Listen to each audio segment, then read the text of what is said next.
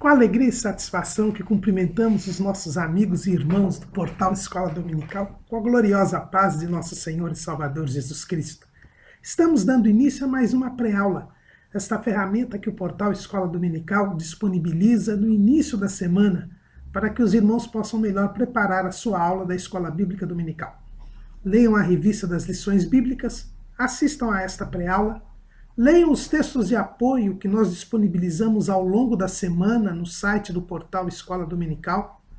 Ouçam as leituras diárias, breves comentários em áudio sugeridos pela CPAD, pela Revista das Lições Bíblicas, onde o irmão terá não só mais subsídios para o estudo da lição, mas também um momento de enlevo espiritual.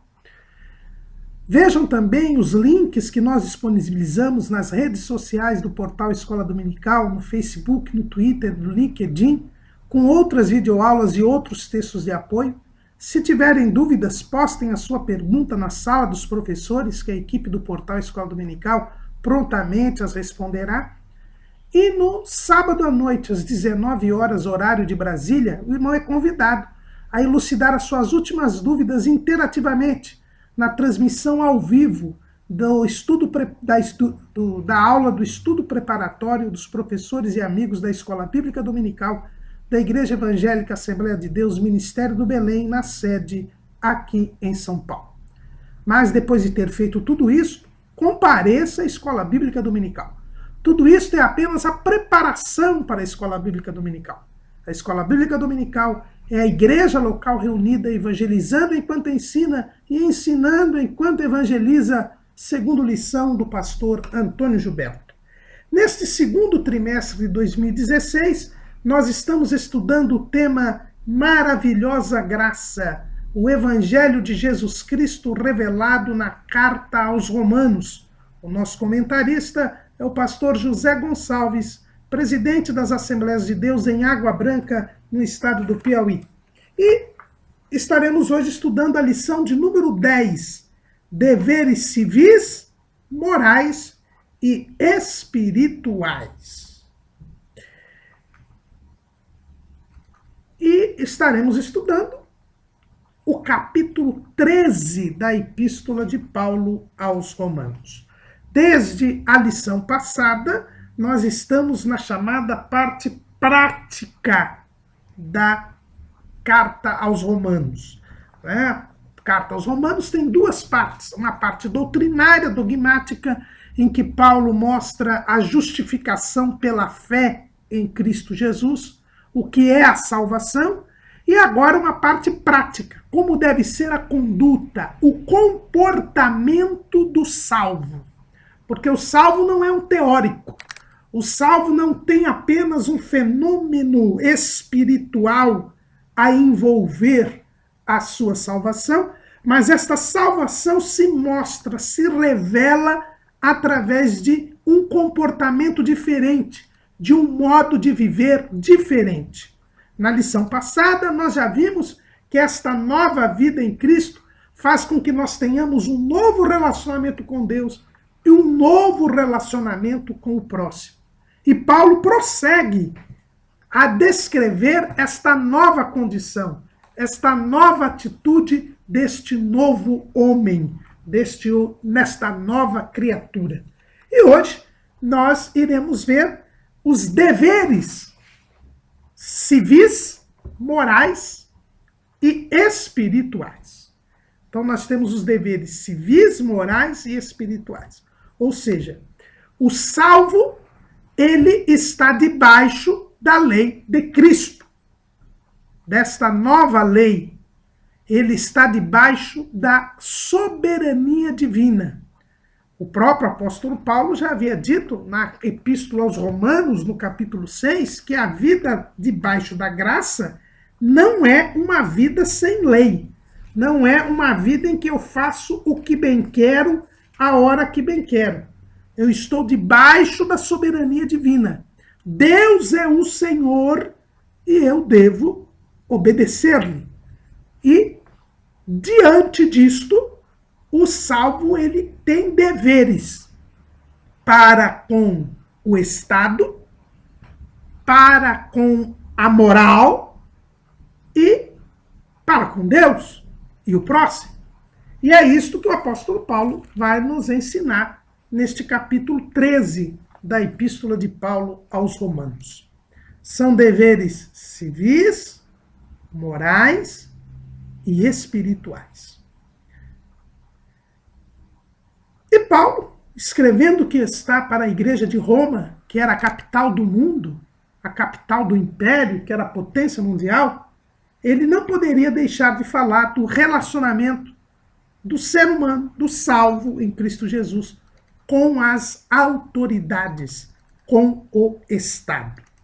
Paulo começa a dizer: toda alma esteja sujeita às potestades superiores, porque não há potestade que não venha de Deus, e as potestades que há foram ordenadas por Deus.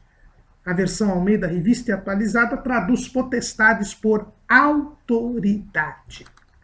E aí, irmãos, vemos o primeiro ponto importante. É o ponto de que o poder político, o Estado, ele foi constituído por Deus. Foi Deus quem criou o poder político. Embora exista um sistema político rebelde a Deus, já que o homem está no pecado, já que a humanidade tem a natureza decaída, também esse sistema político se rebela contra Deus, também esse sistema político está contaminado pelo pecado, está a serviço da maldade. Mas isto não quer dizer que a política seja algo do diabo, como foi ensinado durante muito tempo na igreja. A política foi algo criado por Deus. E por que Deus criou a política? Porque quando Deus criou o homem, ele criou o homem com poder, a sua imagem e semelhança. E Deus é o Senhor de todas as coisas. Deus tem todo o poder. Nós lemos lá no Salmo de número 62, no versículo 11. Uma coisa disse Deus, duas vezes a ouvi, que o poder pertence a Deus. Deus tem todo o poder. Deus criou o homem à sua imagem e semelhança. Deus é o Todo-Poderoso. Aliás, foi com esta expressão Todo-Poderoso, El Shaddai, que Deus se identificou a Jó, que Deus se identificou aos patriarcas, Abraão, Isaac e Jacó. Nós vemos bem, né, no livro do Gênesis, Deus sendo chamado de Todo-Poderoso, El Shaddai. No livro de Jó, Deus sendo chamado de Todo-Poderoso, El Shaddai. Porque Deus pertence, todo o poder pertence a Deus. E é interessante que este Salmo 62 é o Salmo de Davi, que era rei. E ele mesmo diz que todo o poder pertence a Deus. Como o homem foi criado à imagem e semelhança de Deus, Deus também lhe deu a característica do domínio. Nós lemos lá em Gênesis, capítulo 1, versículo 28. E Deus os abençoou e Deus lhe disse: frutificai e multiplicai-vos e enchei a terra e sujeitai-a e dominai sobre os peixes do mar e sobre as aves dos céus e sobre todo animal que se move sobre a terra. O homem foi colocado como mordomo de Deus na terra, com poder de domínio sobre toda a criação terrena. Sendo imagem e semelhança de Deus, o homem também foi dotado de poder, de domínio sobre a criação terrena. Era mais uma imagem, mais uma semelhança que o homem tinha com Deus. Então, o poder político, o poder de domínio, faz parte da natureza humana. Quando o homem peca, este domínio já começa a ser exercido de forma distorcida, né? Já começa a ser exercido de forma injusta. Uma das consequências do pecado é precisamente este domínio do homem sobre o outro, sobre a mulher. Nós vemos lá em Gênesis capítulo 3, versículo 16. E a mulher disse: Multiplicarei grandemente a tua dor e a tua conceição, com dor terás filhos, e o teu desejo será para o teu marido, e ele te dominará.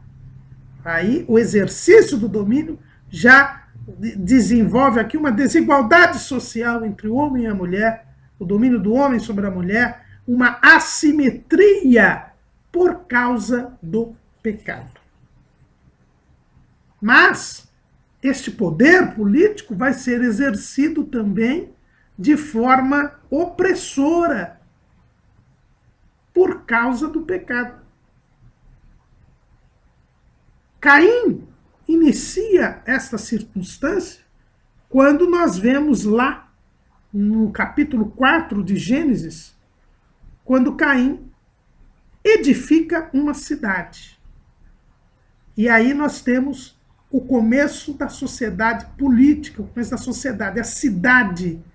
Né? Daí porque deveres civis, deveres da cidade, a cidade como esta organização política, como a sociedade que tem um domínio. Né? Caim edificou uma cidade.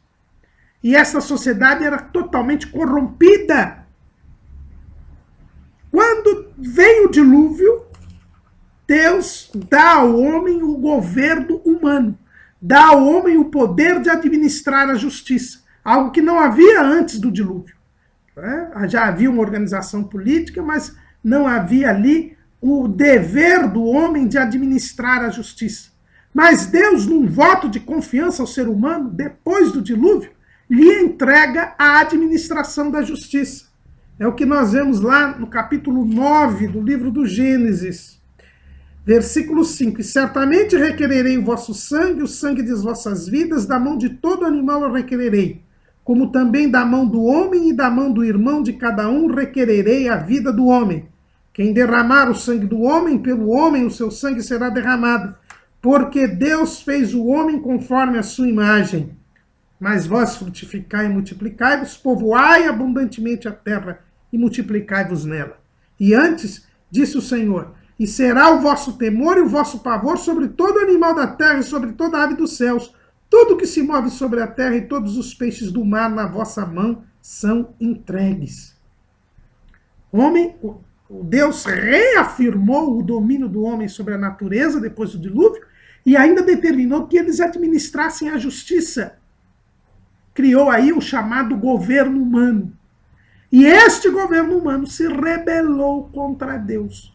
Com Nimrod, que reinou sobre esta comunidade única pós-diluviana, o poder político se rebelou contra Deus. Deus mandou que se povoasse abundantemente a terra, mas Nimrod decidiu diferente. E Cusi gerou a Nimrod, e este começou a ser poderoso na terra. E este foi poderoso caçador diante da face do Senhor, pelo que se diz como Nimrod, poderoso caçador diante do Senhor. E o princípio do seu reino foi Babel e Esreque e Acade e Calné nas terras de Siná. Desta mesma terra saiu a Assíria e edificou a Nínive, Rebeote, Ir e Calá, e Rezém entre Nínive e Calá. Esta é a grande cidade. Isso nós lemos lá em Gênesis 10, de 9 a 13. E o versículo 11, o capítulo 11, versículo 2 diz: E aconteceu que, partindo eles do Oriente, acharam um vale na terra de Siná e habitaram ali. E disseram uns aos outros: Eia, façamos tijolos e queimemos-los bem. E foi-lhes o tijolo por pedra e o betume por cal. E disseram: Eia, edifiquemos nós uma cidade, uma torre, cujo cume toque nos céus, e façamos-nos um nome, para que não sejamos espalhados sobre a face de toda a terra. Então, Nimrod, ele fez o contrário do que Deus mandou. Deus mandou povoar abundantemente a terra. E Nimrod, que começou a ser poderoso, que reinou naquela comunidade única pós-diluviana, ele decidiu o contrário que Deus havia mandado. E a partir dali tem origem esse sistema político rebelde contra Deus, que somente será destruído por Jesus Cristo na batalha do Armagedon, quando ele vencer o anticristo, que será o ápice desta rebeldia contra Deus. O poder político, contaminado pelo pecado, é rebelde contra Deus, mas ele foi criado por Deus. A organização política é divina. Embora ele possa ser exercido por causa do pecado em rebeldia contra Deus, pois toda a humanidade está em rebeldia contra Deus, porque todos pecaram, a autoridade é algo criado por Deus. A organização política é algo criado por Deus. E é por isso que Paulo diz que toda a autoridade é constituída por Deus. Como nós já lemos. Toda alma esteja sujeita às autoridades superiores. Porque não há autoridade que não venha de Deus.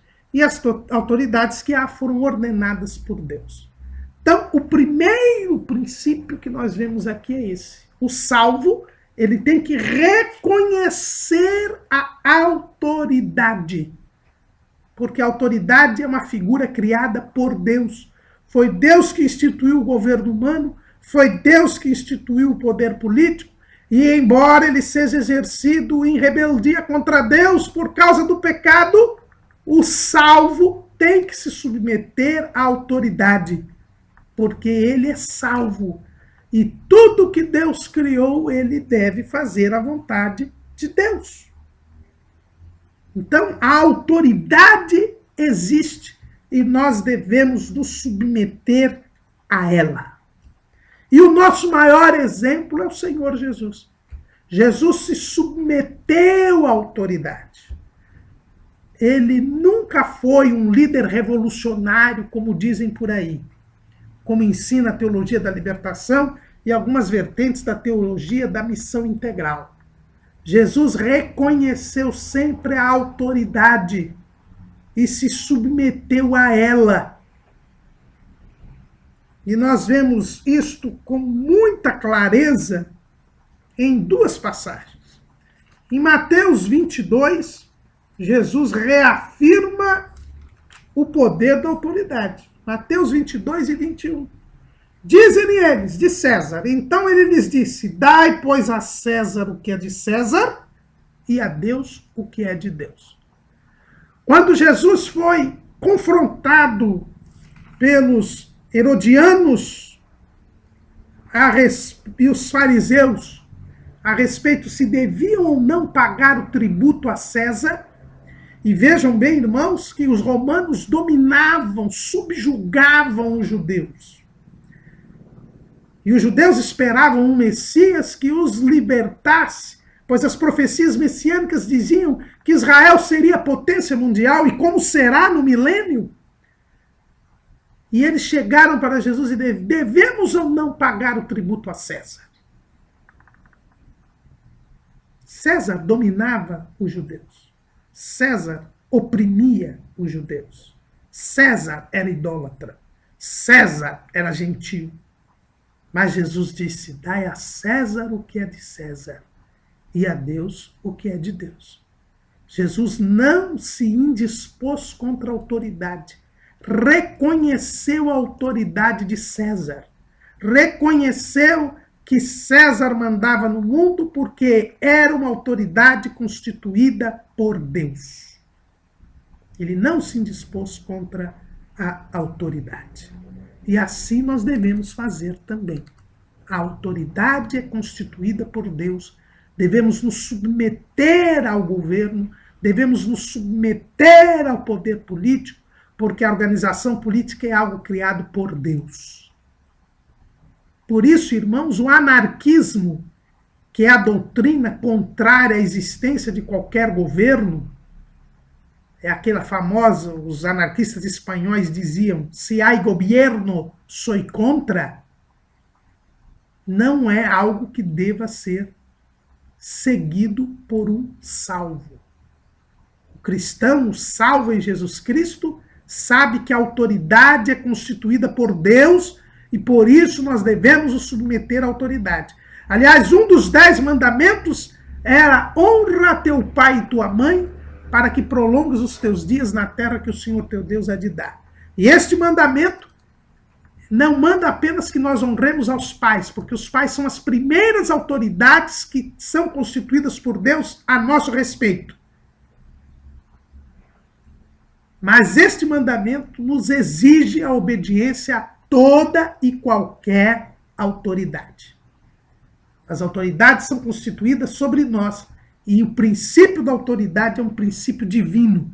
É por isso que a rebeldia é algo satânico. É Satanás quem instiga as pessoas a se rebelarem contra as autoridades, a não observarem as autoridades. E nós temos visto hoje, no aumento da iniquidade, no aumento do pecado, na operação do espírito do anticristo, esse princípio da rebeldia, da rebelião, a começar dentro das nossas casas.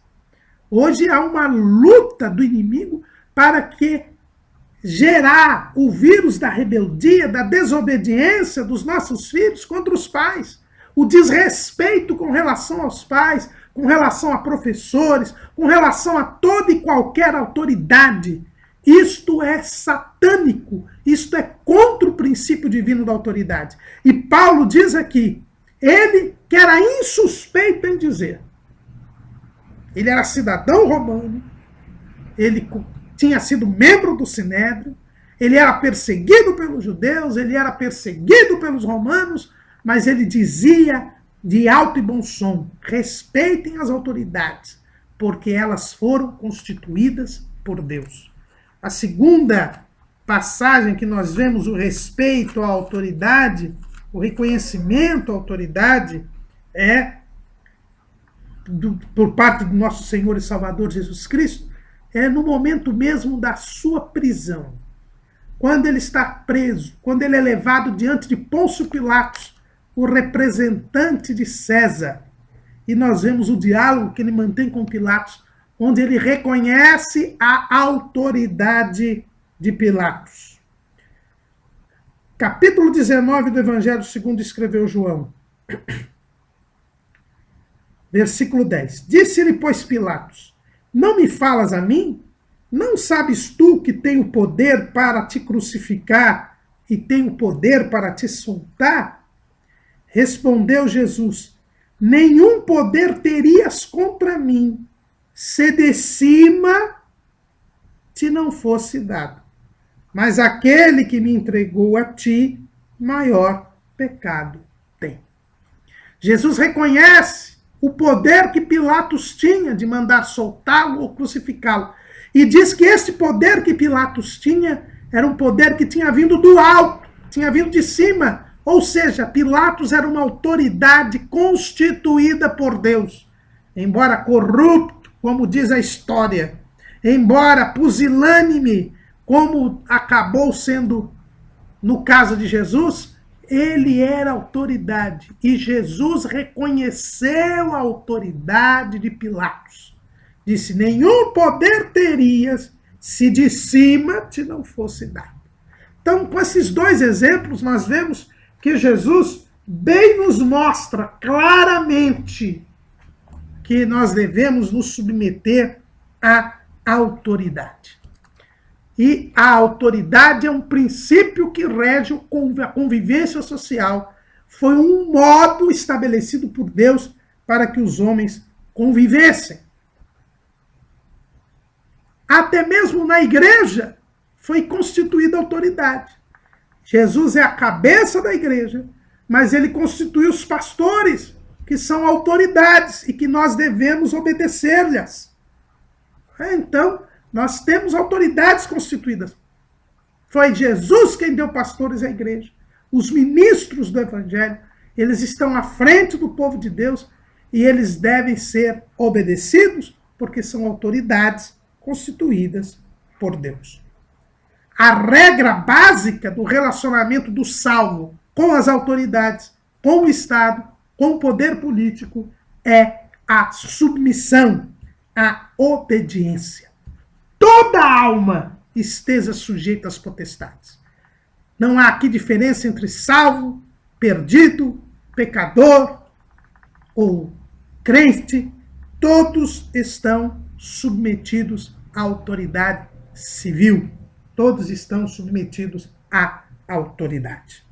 Esta é a primeira regra, é a submissão. E diz Paulo ainda, por isso quem resiste à potestade, resiste à ordenação de Deus. E os que resistem trarão sobre si mesmos a condenação. Quando nós resistimos à autoridade, quando nós nos rebelamos à autoridade, nós estamos nos rebelando contra Deus, porque as autoridades são ministros de Deus. É o versículo 4 desse capítulo 13 de Romanos. Porque ela, a autoridade, é ministro de Deus para teu bem. Quem se rebela contra a autoridade está se rebelando contra Deus. Aprendamos isto, irmãos.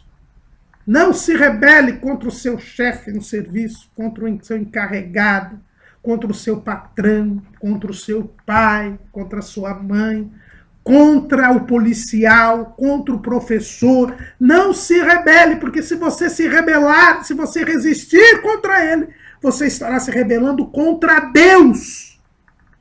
Entendamos isto, irmãos.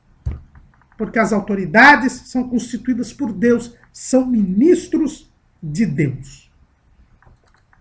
Agora, é importante nós verificarmos que a autoridade civil é constituída por Deus, no Estado, no poder político, mas a autoridade eclesiástica, ela também é autoridade, ela também deve ser obedecida, mas não há confusão entre a autoridade civil e a autoridade eclesiástica. Israel, que é a propriedade peculiar dos povos, havia uma distinção clara entre os governantes e os sacerdotes. O sumo sacerdote era descendente de Arão, e os governantes de Israel não eram sumos sacerdotes. Os governantes de Israel, eles eram escolhidos, sejam os líderes, Moisés ou Josué, depois os juízes, que eram levantados por Deus para livrar o povo, né? Não eram sumos sacerdotes. O único juiz que foi sumo sacerdote foi Eli, mas ele não libertava, não foi usado para libertar o povo. Esses juízes, e depois quando veio a monarquia, os reis eram diferentes dos sumos sacerdotes. E quando um rei quis exercer a função sacerdotal, ele foi condenado por Deus. É o caso de Saul, que foi rejeitado por Deus exatamente porque quis exercer funções sacerdotais. É o caso de Uzias, que quis também exercer funções sacerdotais e ficou leproso no mesmo instante em que ele queria oferecer o incenso e acabou sendo, inclusive, retirado do exercício do reino, porque como leproso ele não poderia reinar mais. Então isso fica bem claro que há uma distinção entre a autoridade civil e a autoridade eclesiástica. A Igreja Romana quis estabelecer um vínculo entre estas duas autoridades. Nós vemos bem, e nós colocamos aí em nosso esboço,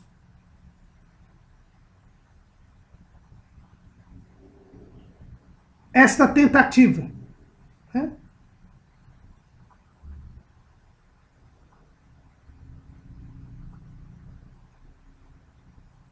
Na história, nós temos esta tentativa na Igreja Romana, na Idade Média. Né? Na Idade Média, nós temos esta tentativa de se unir esses dois poderes. Né? Na Idade Média, o papado quis arrogar a si o direito de ter ambas as autoridades, a chamada autoridade civil ou temporal e a autoridade eclesiástica, o poder religioso. Houve até uma bula do Papa Bonifácio VIII, chamada Unam Sanctam, onde se dizia que a autoridade civil estava submetida à autoridade eclesiástica, que o Papa, como representante de Cristo na Terra, Era ele quem dava o aval para o exercício da autoridade civil, que a autoridade eclesiástica era superior, o poder espiritual era superior ao poder temporal. E até hoje, no brasão do Vaticano, vocês veem as duas chaves, né? Porque eles interpretaram aquelas chaves mencionadas por Jesus como sendo as chaves do poder espiritual e do poder temporal. Não é? Nós lemos lá em Mateus, capítulo 16, versículo 19, né, quando Jesus fala da igreja, diz assim: pois eu também te digo que tu és Pedro, e sobre esta pedra edificarei a minha igreja, e as portas do inferno não prevalecerão contra ela. E eu te darei as chaves do reino dos céus, e tudo que ligares na terra será ligado nos céus, e tudo que desligares na terra será desligado nos céus. A igreja romana interpretou este versículo, em primeiro lugar, como sendo a doutrina do papado, a instituição do papado. O Papa seria sucessor de Pedro, porque ele seria a pedra sobre a qual seria edificada a igreja. O que é uma interpretação equivocada, porque a pedra aí é Jesus, e sobre esta pedra edificarei a minha igreja. A pedra é Jesus e não Pedro, em primeiro lugar. Em segundo lugar, quando ele diz, eu te darei as chaves do reino dos céus, e tudo que ligares na terra será ligado nos céus, e tudo que desligares na terra será desligado nos céus, Jesus estava dizendo que Pedro iria abrir a porta da evangelização tanto para judeus quanto para gentios. Foi o que aconteceu. No dia de Pentecostes, foi Pedro quem pregou e quase 3.000 almas se converteram. Foi aberta a porta do evangelho para os judeus, através de Pedro. E foi Pedro o primeiro a pregar aos gentios, na casa de Cornélio. Pedro também pregou na casa de Cornélio, e ali Cornélio e os seus creram em Jesus e inclusive foram batizados com o Espírito Santo. Então Pedro, por ter recebido a revelação de que Jesus era o Filho de Deus, ele recebeu como recompensa a oportunidade de abrir a porta da evangelização, tanto para judeus quanto para gentios. Não tinha nada que ver com poder temporal ou poder espiritual. Até hoje o brasão do Vaticano tem duas chaves.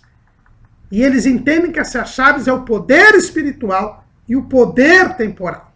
É verdade que no século XIX, o Papa Leão XIII, e um outro documento, ele procura alterar um pouco esse pensamento do Papa Bonifácio VIII, entendendo que o poder temporal é independente do poder espiritual. E é esta a grande realidade.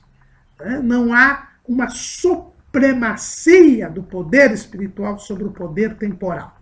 Todo o poder é de Deus. Agora, o poder político é constituído por homens e a igreja não deve se envolver no poder político, pois é distinto o poder político do poder espiritual.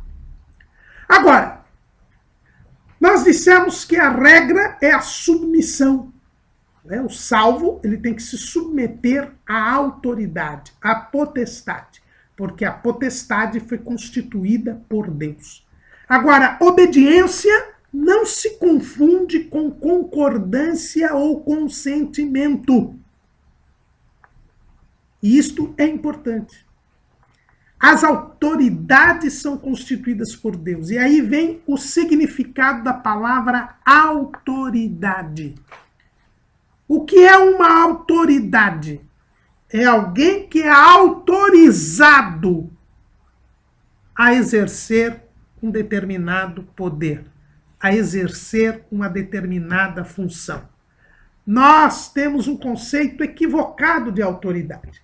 Notadamente o Brasil, que tem, infelizmente, em razão do seu nível educacional, ele tem uma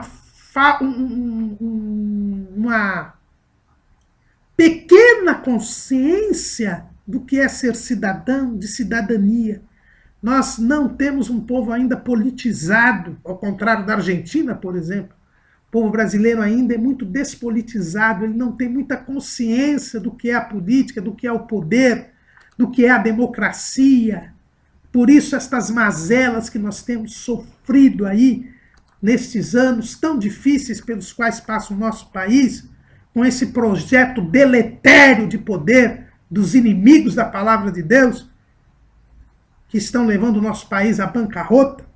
Mas a verdade é que, qual é o conceito de autoridade? É alguém que é autorizado a exercer o poder. Então, o povo acha que eu sou autoridade, eu mando. Não, é o contrário. A autoridade, ele tem uma autorização. É por isso que a Bíblia diz que todo poder pertence a Deus. E as autoridades são constituídas por Deus. Ou seja, é Deus quem autoriza alguém a exercer o poder. E o poder só pode ser autorizado, só pode ser exercido dentro desta autorização. Quando a nossa máxima autoridade é o presidente da República. O presidente da República, ele é eleito pelo povo e quando sai o resultado da eleição, o Tribunal Superior Eleitoral, ele proclama o resultado e diz quem ganhou a eleição. E depois marca o dia para que este eleito receba o diploma.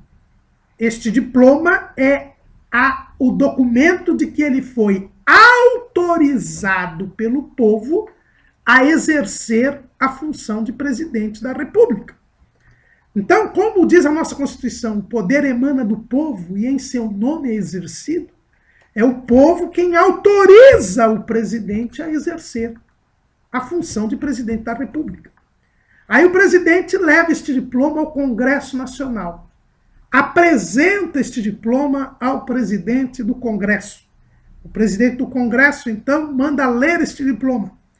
Esse diploma é a autorização do povo para que aquela pessoa eleita exerça o cargo de presidente da República. E, confirmado que ele está autorizado, então ele é empossado. E, ao ser empossado, ele começa a exercer a função de presidente da República. Ou seja, ele é uma autoridade, ele está autorizado. E ele tem que exercer o poder dentro daqueles limites que ele foi autorizado, que são os limites que estão na Constituição. É por isso que quando um presidente viola a Constituição, e ele, quando toma posse, ele jura observar a Constituição e as leis, é por isso que se ele viola a Constituição e as leis, ele pode ser retirado do cargo, é o famoso impeachment, porque ele violou as leis, ele violou a Constituição, então ele abusou da autorização. Isso é o famoso abuso de autoridade. Quando ele exerce a função fora da autorização, ele não a exerce legitimamente.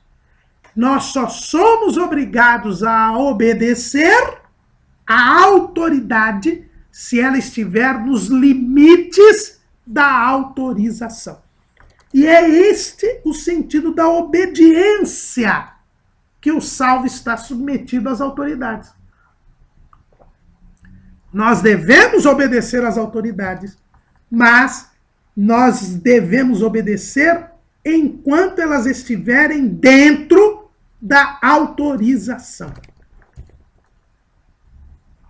Por isso, quando os apóstolos foram levados ao Sinédrio, que era a máxima autoridade judaica daquele tempo, o Sinédrio, presidido pelo sumo sacerdote, com 70 membros, era a máxima autoridade judaica daquele tempo. Os judeus estavam submetidos ao domínio romano, mas os romanos davam uma autonomia para os judeus, e o Sinédrio é quem era a máxima autoridade. E o Sinédrio proibiu os apóstolos de pregarem o evangelho. Mas os apóstolos não obedeceram ao Sinédrio. E por que não obedeceram ao Sinédrio? Porque o Sinédrio não estava autorizado no assunto evangélico. Toda autoridade é constituída por Deus.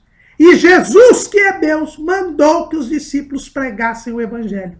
Portanto, a autoridade do Sinédrio não tinha autorização para desfazer uma ordem de Deus. E Pedro foi bem claro ao dizer isto aos membros do Sinédrio. Lá em Atos, capítulo 5, versículo 29. Porém, respondendo Pedro e os apóstolos disseram: mais importa obedecer a Deus do que aos homens. Eles desobedeceram ao Sinédrio, mas porque o Sinédrio foi além da autorização dada por Deus. Deus, todo o poder pertence a Deus. Deus delega as autoridades, por isso que elas são autoridades, elas são autorizadas a dominar e a governar as nações, mas elas não podem ir além do limite fixado por Deus. É por isso que um salvo, quando prega o evangelho, num país onde é proibido pregar o evangelho, ele não peca, porque ele está obedecendo a Deus. E a autoridade que proíbe a pregação do evangelho está em abuso, está indo além da autorização. Um outro exemplo que nós temos são dos amigos de Daniel, Ananias, Azarias e Misael.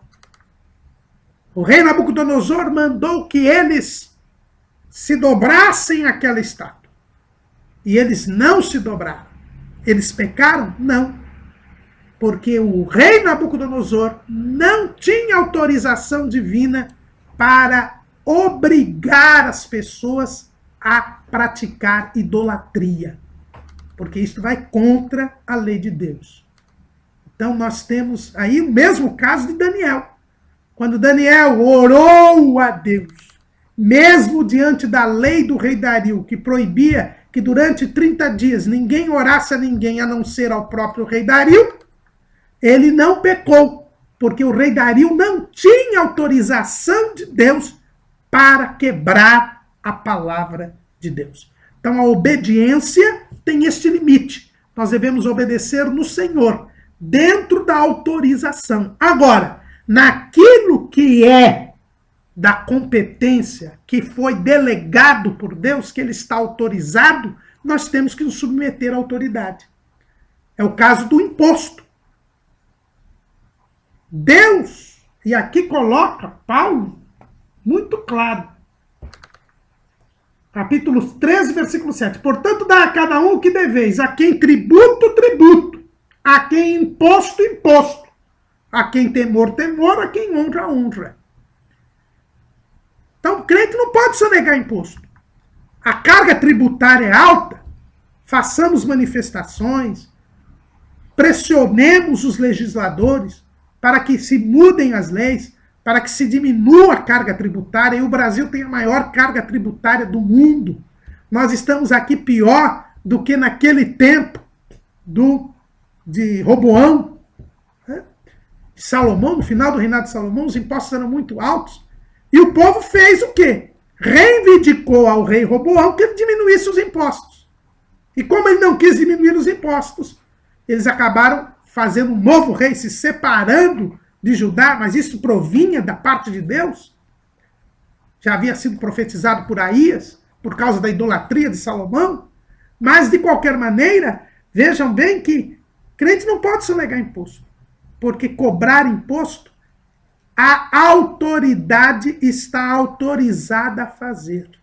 Dai a César o que é de César, e imposto é de César. Nós não podemos sonegar imposto.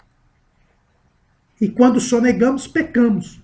Porque quando nós desobedecemos a autoridade daquilo que ela foi constituída por Deus, nós estamos pecando. Por isso eu fico muito triste, por exemplo, quando algumas pessoas aí falam: o diabo está nos perseguindo. Por quê? Porque houve um embargo da construção de um templo que não tinha alvará. Ou que estava construindo fora do alvará. Não é o diabo perseguindo, não. Isso é consequência de pecado. Porque quando nós construímos um templo sem alvará, nós estamos desobedecendo a lei. E a autoridade foi constituída por Deus para isto. A exigência do alvará, a exigência, ou por exemplo, quando uma igreja é multada por causa de barulho excessivo, tudo isso, irmãos, está dentro da autoridade. E se eu desobedeço a autoridade, eu estou desobedecendo a Deus. Então vejam bem, eu tenho que me submeter à autoridade. E enquanto ela estiver nos limites estabelecidos por Deus, se eu resistir a ela, eu estarei pecando. Agora, obediência não se confunde com concordância, com consentimento. O salvo não é obrigado a concordar com um ato de uma autoridade. Não. Ele pode votar em candidatos da oposição? Pode. Ele tem que obedecer à autoridade. Mas ele não é obrigado a concordar com ela. Então nós temos que diferenciar estas coisas. Hoje nós temos um governo com característica, com um projeto anticristão de poder. Então é evidente que nós não podemos concordar, por exemplo, quando o governo tentou instituir, e tem tentado instituir, a ideologia de gênero nas escolas, na educação. Nós não podemos concordar quando o governo tenta profissionalizar a prostituição. Estas coisas são erradas. Mas nós devemos obedecer às autoridades. Nós devemos obedecer às leis. Aliás, não podemos confundir a autoridade com a pessoa que exerce a autoridade. O presidente da República é o presidente da República, seja ele A, B ou C. Ele exerce aquela autoridade. Não confundamos a pessoa com a autoridade. Mas nós devemos obedecer às autoridades. E mais, nós devemos orar pelas autoridades, cooperar com elas. Esta é a vontade de Deus. Lá em 1 Timóteo, capítulo 2, diz assim: admoesto-te, pois, antes de tudo, que se façam deprecações, orações, intercessões e ações de graças por todos os homens, pelos reis e por todos os que estão em eminência, para que tenhamos uma vida quieta e sossegada em toda piedade e honestidade.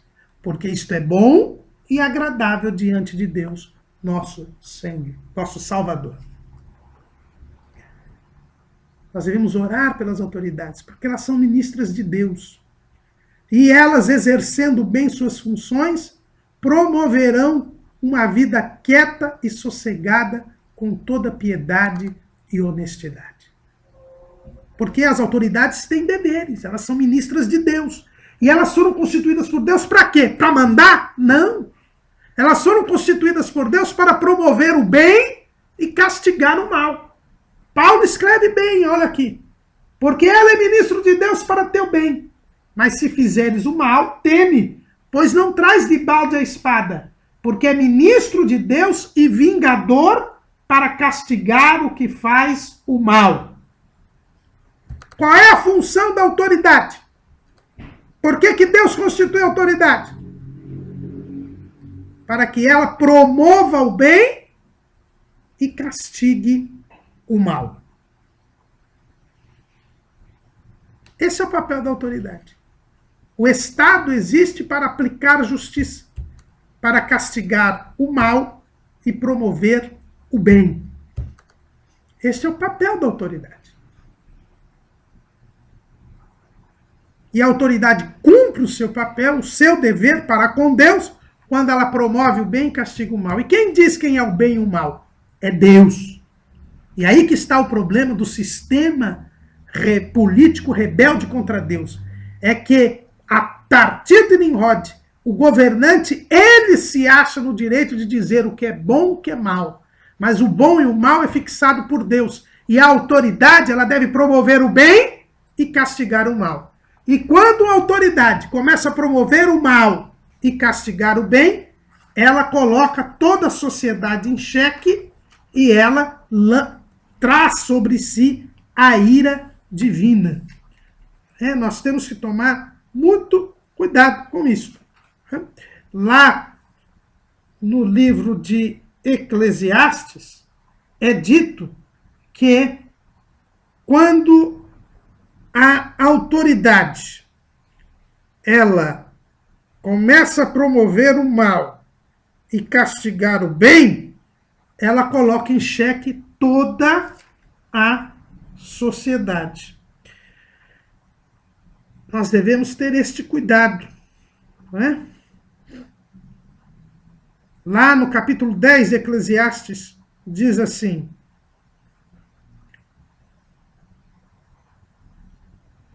no capítulo 10, no versículo 5, ainda há um mal que vi debaixo do sol, como o erro que procede do governador. Ao tolo assentam em grandes alturas, mas os ricos estão assentados em lugar baixo. Vi os servos a cavalo e os príncipes que andavam a pé, como servos sobre a terra. Diz ainda o texto, versículo 16: Ai de ti, ó terra, cujo rei é criança e cujos príncipes comem de manhã. Bem-aventurada tu, ó terra, cujo rei é filho dos nobres e cujos príncipes comem a tempo para refazerem as suas forças e não para bebedice.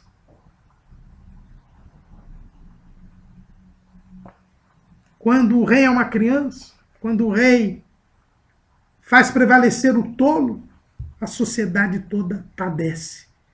E aí, irmãos, vem o papel do salvo. O salvo não pode consentir com o erro, com o engano. Quando a autoridade erra, quando a autoridade peca, a igreja deve se pronunciar. A igreja deve denunciar o erro. Foi o que fez João Batista. Ele perdeu a sua cabeça, mas ele denunciou Herodes. Ele disse: não te é lícito possuir a mulher do teu irmão. Ele não se acovardou. Jesus submeteu-se à autoridade, mas ele não deixou de falar para Pilatos: maior pecado tem quem me entregou a ti. E certa feita, Jesus disse para Herodes: diga aquela raposa. Nós devemos falar a verdade, obedecer à autoridade, mas nunca consentir com os seus erros, nunca consentir com os seus pecados, denunciá-los.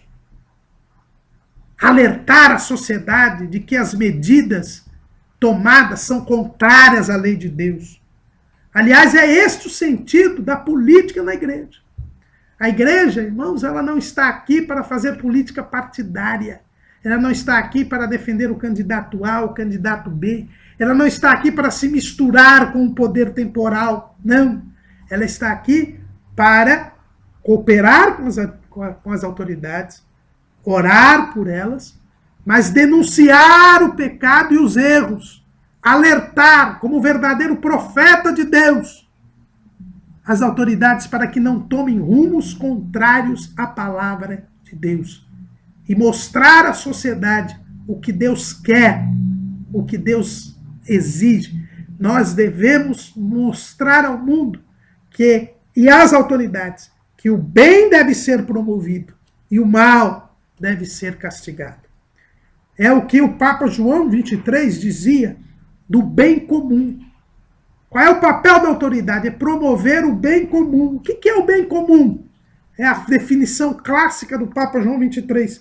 Conjunto de todas as condições de vida social que consistam e favoreçam o desenvolvimento integral da pessoa humana.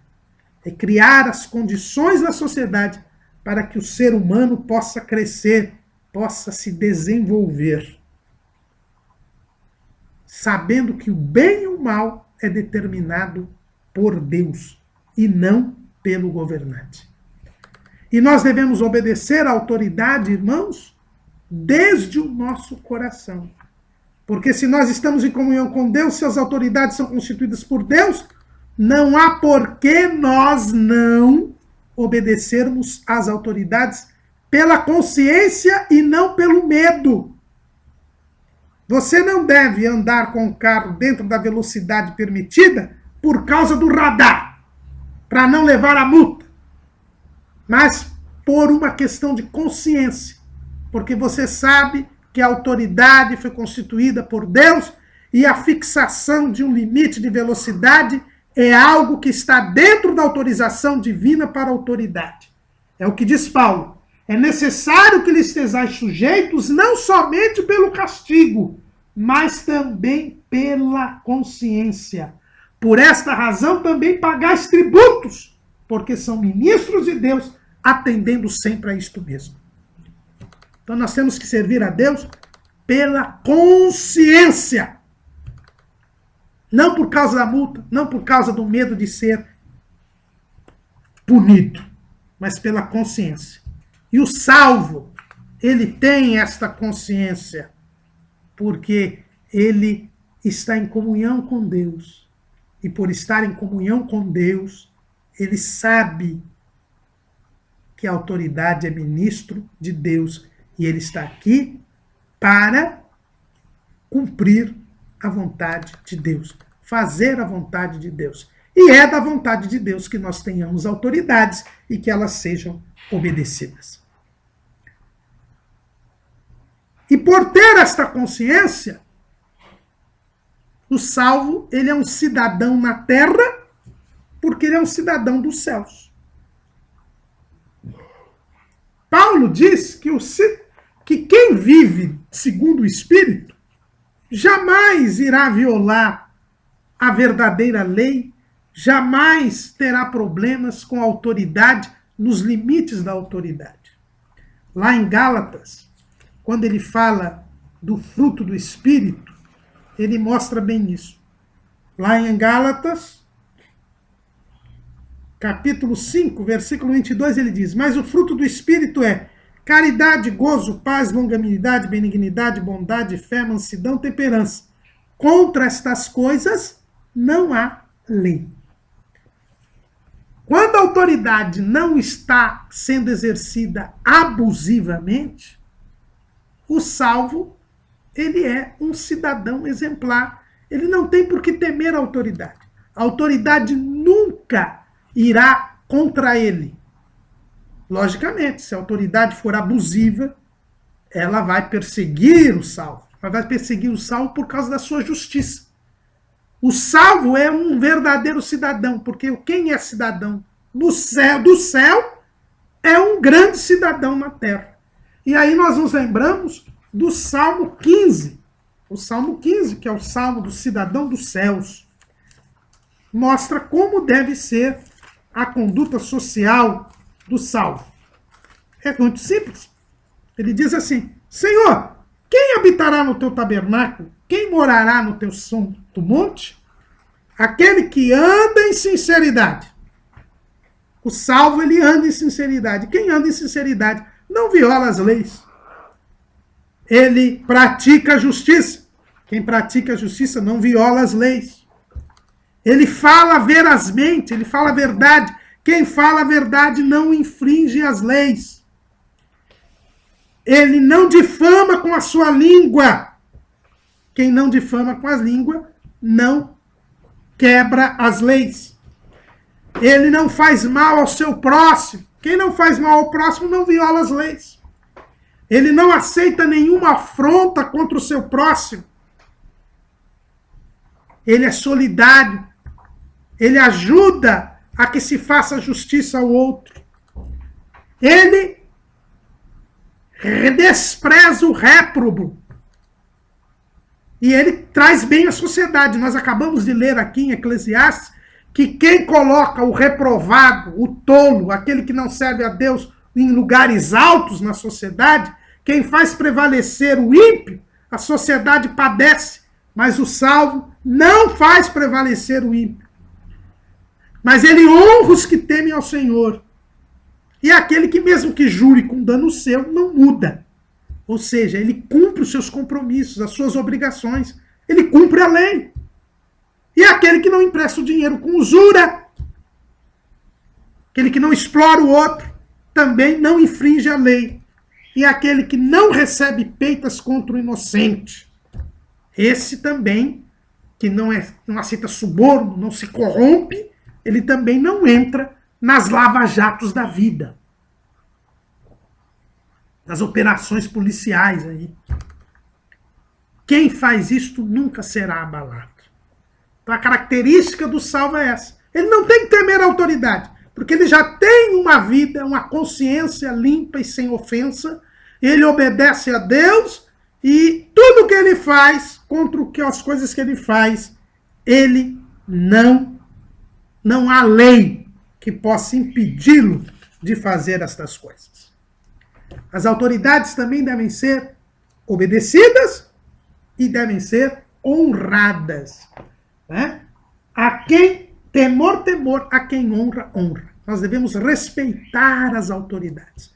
Irmãos, eu vejo com muita tristeza, sabemos do momento difícil por que passa o país, sabemos dos desatinos e das medidas anticristãs tomadas pelas nossas autoridades, mas nós devemos respeitá-las, discordar delas, das atitudes, mas respeitar o cargo, respeitar a autoridade, respeitar a pessoa. Porque Deus odeia o pecado, mas ama o pecador. Então nós não podemos xingar as nossas autoridades. Não podemos desrespeitá-las. Devemos chamá-las pelo pronome de tratamento correto, Vossa Excelência. Devemos nos submeter às suas ordens naquilo que não contrariarem a palavra de Deus. Devemos nos manifestar legitimamente contra as medidas que são tomadas. Podemos pedir a retirada destas autoridades quando elas violam a lei e a Constituição. Podemos nos manifestar em passeatas contra estas autoridades, mas respeitá-las, não xingá-las, não fazer pilhéria delas, porque a quem honra, honra. Agora, irmãos, é interessante aqui que essa questão de honra à autoridade é dentro dos limites da autoridade. Nós colocamos até em nosso esboço aí, nosso posicionamento é bem claro, por exemplo, quando tais autoridades não devem se permitir que elas ocupem, por exemplo, o púlpito. São autoridades civis, devem ter um lugar de honra no culto, mas jamais devem ocupar o púlpito. Não podemos confundir as coisas. Autoridade eclesiástica e autoridade civil. Ela é ministra de Deus, mas ela não deve ocupar o lugar, porque ela não vai pregar a palavra de Deus. O púlpito é para quem vai pregar a palavra de Deus. O púlpito é para quem vai dar a mensagem de Deus. Nós não devemos usar os nossos cultos para virar comícios políticos. Nós não devemos confundir as coisas, irmãos. Devemos ter muito cuidado com relação a isso. Outro sim, nós entendemos que aqueles que são ministros do Evangelho, chamados para pregar a palavra, para cuidar do rebanho de Deus, não podem se imiscuir em assuntos de governança, em assuntos políticos, a menos que deixem a função de pastores. Porque há uma distinção entre a autoridade eclesiástica e a autoridade política e a autoridade civil. Como cidadãos, nós devemos cooperar, como nós dissemos, com as autoridades e devemos ter cuidado ao escolhê-las. Quando Paulo escreveu, estávamos na época do Império Romano. Hoje temos os regimes democráticos. É o povo quem elege os seus governantes. E o cristão, como bom cidadão do céu, ele deve escolher candidatos que promovam o bem e castiguem o mal. Candidatos comprometidos com a sã doutrina. Não podemos votar em candidatos que pertençam a partidos políticos cujos programas são contrários à palavra de Deus. Também não podemos anular o nosso voto porque nós temos a responsabilidade de escolher governantes, que as autoridades são constituídas por Deus. Nós não podemos nos negar a participar. E quem vota nulo está se negando a participar. Está contribuindo para que ímpios, corruptos se elejam. Nós não podemos nos rebelar contra o sistema político existente, porque o sistema político é algo criado por Deus. E quem vota nulo é anarquista, é aquele que não reconhece a legitimidade da organização política, que se levanta contra Deus. E esse não é o caso do salvo. E nós, como cidadãos, devemos também fiscalizar as autoridades. É nosso papel fiscalizar. Verificar aquele deputado que nós votamos, aquele vereador, aquele senador, aquele governador, aquele presidente, como ele está votando, que medidas ele está tomando. Antes de votarmos numa pessoa, temos que saber a vida pregressa dela, o que ela fez, o que ela deixou de fazer. É nossa responsabilidade. Depois não adianta ficar culpando o governo, porque se você votou nulo, ou se você não fiscaliza a sua autoridade, a pessoa em quem você votou, se você nem se lembra em quem você votou, você não tem moral para reclamar. E para nós terminarmos, depois de termos visto os deveres civis, nós temos também deveres morais e espirituais na sociedade. Paulo diz: a ninguém devais coisa alguma, a não ser o amor com que vos ameis uns aos outros, porque quem ama aos outros cumpriu a lei. Irmãos, nós somos devedores em relação ao próximo. Paulo, quando diz a ninguém devais coisa alguma a não ser o amor, ele nos mostra como nós devemos conviver na sociedade. Nós devemos estar debaixo de padrões de moralidade, padrões divinos de moralidade. O que é a moral? O que é a ética? É o comportamento ideal do indivíduo. Além do nosso relacionamento com as autoridades, Paulo diz que nós temos um relacionamento de dever para com a sociedade. Nós temos de ter uma conduta ideal. Nós temos que ter uma moralidade. E quem determina o que é o certo, o que é errado, o que é moral e imoral? É Deus. E nós devemos viver segundo os padrões divinos da moralidade. Quando Paulo diz a ninguém devais coisa alguma senão o amor, em primeiro lugar, ele diz que nós temos que ser fiéis nos contratos. Eu só posso dever o amor. Então, se eu compro, eu tenho que pagar. Eu tenho que pagar os impostos. Eu tenho que cumprir as minhas obrigações como empregado. Eu tenho que cumprir as minhas obrigações como patrão.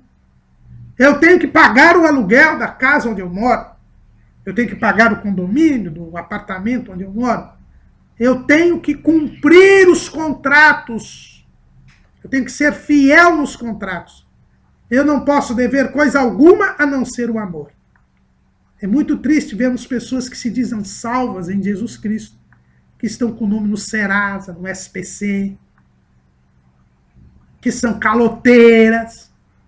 Essas pessoas não são salvas. Porque o verdadeiro salvo não deve coisa alguma a não ser o amor.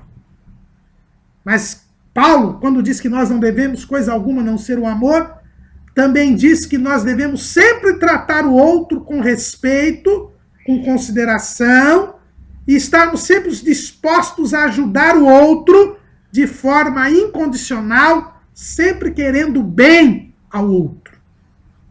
Porque nós sempre somos devedores. Ainda que eu pague todos os meus compromissos, eu devo o amor ao outro. Por isso eu tenho que considerar o outro superior a mim mesmo. É o que Paulo escreve lá em Filipenses, capítulo 2, versículo 3. Nada façais por contenda ou por vanglória, mas por humildade. Cada um considere os outros superiores a si mesmo. Nós temos que considerar o outro superior a nós mesmos. Porque nós somos devedores. Nós devemos sempre o amor ao outro. E quando Paulo diz que a ninguém devais coisa alguma a não ser o amor, ele também diz que nós temos que ter esta consciência, que nós somos devedores, que nós temos que sempre expressar o amor ao outro, e mais do que isso, que a cada dia eu tenho que fazer o bem ao outro, porque a cada dia eu estou mais próximo da glorificação. Paulo ele diz assim: e isto digo conhecendo o tempo, que já é hora de despertarmos do sono, porque a nossa salvação está agora mais perto de nós do que quando aceitamos a fé. O crente, ele, a cada dia, sabe que está mais próximo de encontrar com Jesus. E por isso ele tem que, a cada dia, fazer sempre mais o bem. A cada dia, ele deve se esforçar mais para fazer o bem. A cada dia ele tem que expressar mais o seu amor. A cada dia ele tem que viver uma moralidade de acordo com a vontade de Deus. Paulo é bem claro ao mostrar que quem é salvo e vive a lei moral, que é a lei do amor, e Paulo vai dizer que os mandamentos da lei de Moisés se reduzem ao amor. É o mandamento de Jesus: amai-vos uns aos outros como eu vos amei. Então, a cada dia, consciente desse dever que eu tenho de expressar a moral divina nos meus relacionamentos, a cada dia eu tenho que cada vez mais fazer o bem. E o contrário é o que nós vemos. Paulo diz que a igreja de Roma estava dormindo espiritualmente. É lógico que Paulo aqui dá uma cutucada com relação à obra missionária que a igreja de Roma não fazia. Isso nós iremos estudar numa próxima lição. Mas Paulo nos lembra que o verdadeiro salvo, tendo a noção de que deve expressar o amor de Deus que há nele para os outros, a cada dia deve se empenhar cada vez mais para servir a Deus e servir ao próximo. E o contrário é o que nós vemos. Nós vemos é o comodismo. Normalmente o salvo, ele ao longo da sua jornada vai deixando escapar o primeiro amor e vai se acomodando. Vai começando a servir a Deus de maneira automática, de uma maneira ritualista, formalista, aparente. Vai diminuindo o seu fervor. Mas é o contrário. O proverbista diz que a luz do justo é como a aurora, que vai brilhando mais e mais até ser dia perfeito. Nós temos que brilhar cada vez mais. Nós temos que demonstrar cada vez mais fervor. Nós temos que demonstrar cada vez mais amor e não dormirmos espiritualmente. Porque a cada dia a nossa glorificação está mais próxima. E eu tenho que me esforçar ainda mais. Correr com paciência a carreira que está proposta. O atleta, ele começa correndo, principalmente na corrida de resistência, mas ele vai apertando o passo conforme vai chegando o final da prova. Ele vai aumentando a velocidade conforme vai chegando o final da prova. Aquele que sai correndo logo no começo, ele cansa. Ele não chega ao final. O crente, ele deve apertar o passo, servir mais a Deus, buscar mais a Deus a cada dia, porque a cada dia ele está mais próximo do fim da jornada. E Paulo diz que a noite é passada e o dia é chegado. Rejeitemos, pois, as obras das trevas e vistamos das armas da luz, para podermos servir a Deus mais e mais a cada dia. Nós precisamos nos separar do pecado, rejeitar as obras das trevas, porque nós somos filhos do dia, nós somos filhos da luz, como diz Paulo lá em 1 Tessalonicenses 5:5. E nós temos que nos vestir das armas da luz. É por isso que eu preciso buscar mais a Deus, buscar o conhecimento das Escrituras, orar mais, jejuar, buscar o batismo com o Espírito Santo, os dons espirituais, exercer os dons que eu receber. Por quê? Porque eu tenho que me vestir das armas da luz. Se eu não estiver armado, eu serei vencido. Lembram-se da armadura de Deus, lá de Efésios 6, para poder combater as hostes espirituais da maldade. Eu preciso me vestir das armas da luz. Eu preciso me dedicar em buscar a Deus. Aí vem o dever espiritual. Eu tenho um dever moral, eu tenho que expressar o amor aos homens, eu tenho que cumprir a lei expressando este amor, e quem expressa o amor de Deus que é colocado no coração, ele cumpre toda a moralidade divina, a lei moral. Ele não adultera, ele não mata, ele honra pai e mãe, ele não diz falso testemunho, ele não cobiça, que são os mandamentos referentes ao próximo, que é cumprido pelo amor, é a lei moral. Porque essa lei está inscrita no meu coração, já que os meus pecados foram perdoados, já que eu fui justificado pela fé em Cristo. Eu posso cumprir a lei na nova natureza? Eu expresso a moral, mas eu também tenho que me dedicar e me vestir das armas da luz. Porque sem me dedicar à devoção, eu não terei condições de enfrentar o maligno e vencê-lo. Eu não terei condições de chegar até o fim. O salvo tem deveres para com a sociedade, para com o próximo e para com Deus. Obedeçamos às autoridades. Sejamos cidadãos exemplares. Expressemos o amor ao próximo. Tenhamos uma conduta moral irrepreensível. E para isso, nos aprofundemos em conhecer e prosseguir em conhecer ao Senhor, em ter intimidade com Deus. Nos vistamos das armas da luz. E assim andaremos honestamente, como de dia, não em glutonarias nem em bebedeiras, nem em desonestidades nem em dissoluções, nem em contendas e inveja, mas seremos revestidos do Senhor Jesus Cristo. Não daremos lugar à nossa natureza pecaminosa e seremos um instrumento da glória de Deus entre os homens. Amém.